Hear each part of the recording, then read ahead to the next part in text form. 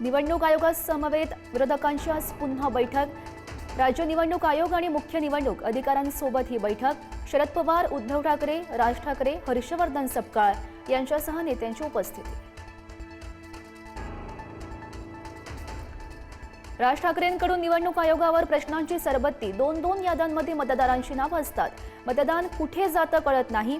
दुरुस्ती होईपर्यंत निवडणुका घेऊ नका, राज ठाकरेंची मागणी।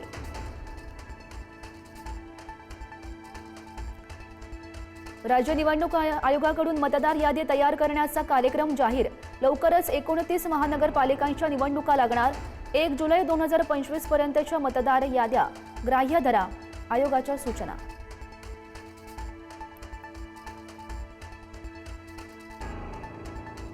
राज ठाकरेंकडून मनसेच्या दीपोत्सवाचं उद्धव ठाकरेंना निमंत्रण पत्रिकेवर उद्धव ठाकरेंचा शिवसेना पक्ष प्रमुख असा उल्लेख।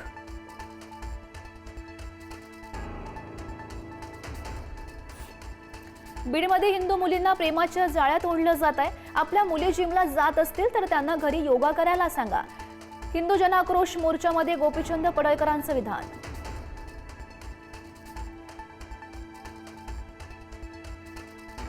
अजित पवार यांच्याकडून आमदार संग्राम जगताप यांची कान उघडणी। पक्षाशी विसंगत भूमिका कोणीही घेऊ नये।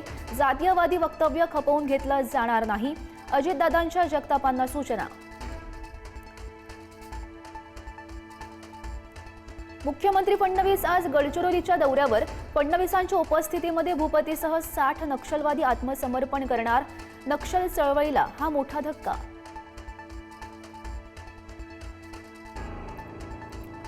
मुख्यमंत्री मुंबई सोलापूर विमानसेवेचा शुभारंभ करणार। मुंबई सोलापूर विमानसेवेचे पहिले प्रवासी म्हणून मुख्यमंत्री करणार प्रवास। सोलापूरकरांचं स्वप्न साकार। उपमुख्यमंत्री एकनाथ शिंदे आज साताऱ्याच्या दौऱ्यावर। आज साताऱ्यात शिंदेंच्या शिवसेनेचा मेळावा आणि याआधी भव्य बाईक रॅली सुद्धा निघणार। एकनाथ शिंदे काल आपल्या मूळ दरेगावी दाखल।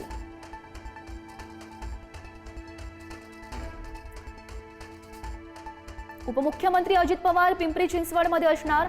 पिंपळे सौदागर येथील रस्त्याची करणार पाहणी। पिंपरी चिंचवडमध्ये जनता दरबारही घेणार।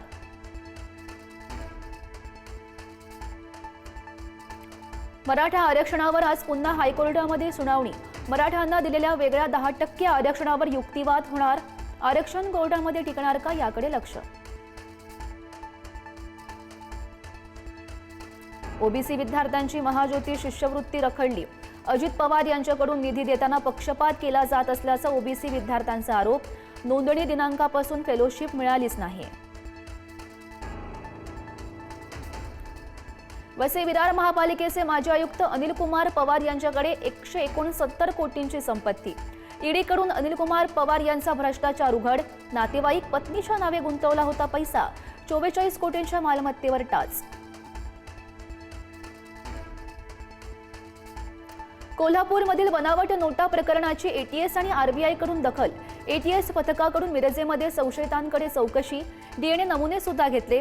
1 कोटी रुपयांच्या बनावट नोटा सापडल्यानंतर यंत्रणा कामाला लागल्या। देशासह राज्यात दिवाळीची जय्यत तयारी सुरू। आकाश कंदील, दिवे, लाइटिंग आणि सजावटीच्या साहित्यानं बाजारपेठा सजल्या। विविध आकर्षक वस्तू विक्रीसाठी दाखल। मुंबईतील 300 कोटींचा बॉलिवूड थीम पार्क प्रकल्प रद्द। स्थानिकांच्या विरोधानंतर अखेर प्रकल्प हा रद्द। प्रकल्पाची घोषणा झाल्यापासून पार्कला स्थानिकांनी केला होता विरोध।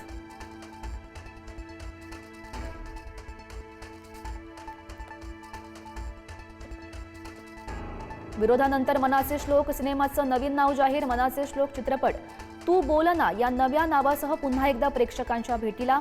नव्या नावासह 16 ऑक्टोबरला प्रदर्शित होणार।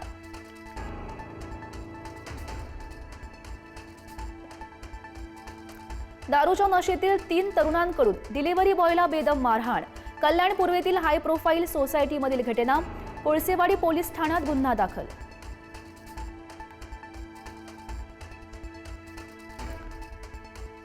सोनम वांगचुक यांच्या अटकेविरोधातील याचिकेवर आज पुन्हा सुनावणी। अटक बेकायदेशीर असल्याचा पत्नीचा दावा। ते सगळे कायदेशीर प्रक्रिया पाळल्याचा सरकारचा दावा। वांगचुक अनेक दिवसांपासून जेलमध्येच।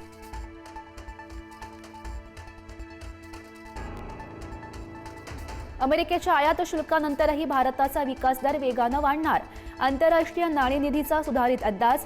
भारताचा सुधारित विकास दर 6.6% राहण्याचा अंदाज.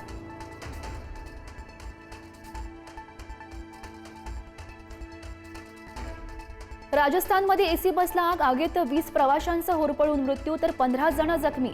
बहुतेक प्रवासी 70% होरपळल्याची माहिती. पंतप्रधान मोदींकडून मृतांच्या कुटुंबियांना 2 लाखांची मदत जाहीर.